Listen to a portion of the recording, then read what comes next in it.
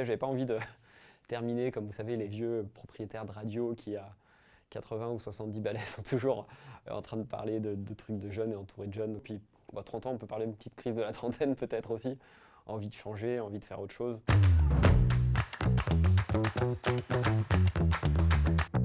Bonjour, je m'appelle Alexandre Malch, je suis le cofondateur de Full Life. Très content d'être avec vous ici. À 15 ans, j'étais en voyage linguistique en Allemagne. Je m'ennuyais parce qu'il y avait à l'époque quelques sites internet, mais pas de site qui parlait de tous les sujets qui intéressaient les jeunes. Et du coup, je me suis dit, je vais créer moi-même un site pour parler justement de tous les sujets qui vont intéresser les jeunes. Et donc, j'ai eu la chance ensuite de rentrer dans une école d'informatique qui s'appelle Epitech.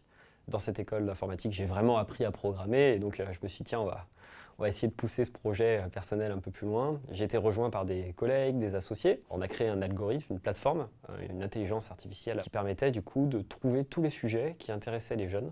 J'ai travaillé pendant 15 ans sur Melty.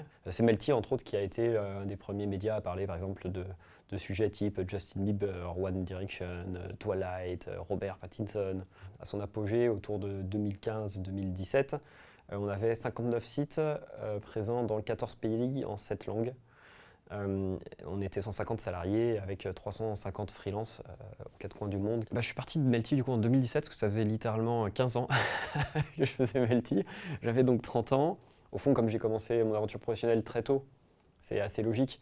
La plupart des gens, le parcours on va dire typique du start-upper, c'est quelqu'un qui commençait son aventure professionnelle dans des grandes entreprises et qui justement vers 30, 35 ans, 40 ans, fort de son expérience, de son réseau, dans ces grandes entreprises, partait de l'entreprise pour créer sa start-up, son aventure. D'une certaine manière, j'ai fait l'inverse. Et c'est là où j'ai eu une super opportunité.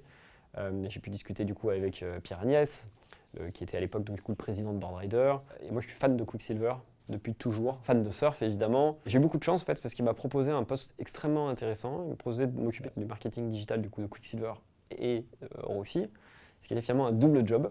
J'ai pu appliquer des choses différentes sur 2 marques au même moment, avec des équipes différentes, avec des contraintes différentes, mais avec des budgets quasi similaires. Et donc en 3 ans, c'est comme si j'avais vécu 6 ans finalement d'expérience d'une certaine manière.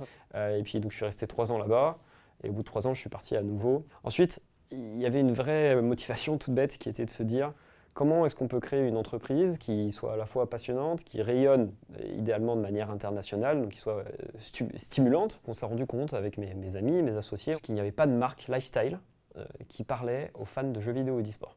Ce qui est juste une dinguerie totale. Aujourd'hui, le secteur du divertissement qui explose, c'est le jeu vidéo. Et surtout, il y a une quinzaine d'années, être joueur, c'était péjoratif. Les gens me regardaient avec une larme à l'œil en disant « ta pauvre garçon ».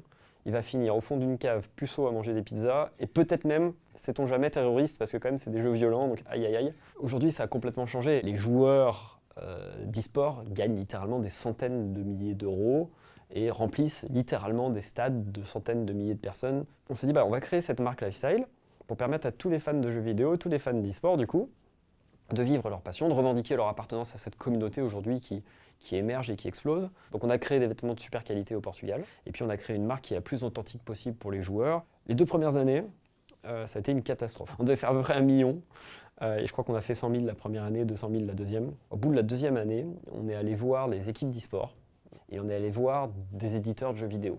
Xbox, Microsoft, que vous connaissez probablement, et League of Legends, dont l'éditeur s'appelle Riot Games.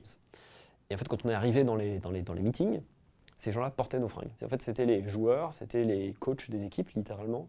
Ils nous ont dit, oui, écoutez, on est fans de vos trucs, on vous fait confiance, on vous laisse travailler sur des collections en collaboration avec nos licences.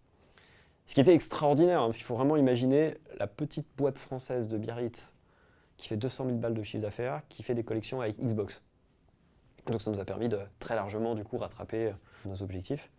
Et aujourd'hui, du coup, d'afficher enfin une très belle croissance. On va continuer à essayer de développer tout ça. C'est pas de tout repos, mais c'est une belle aventure.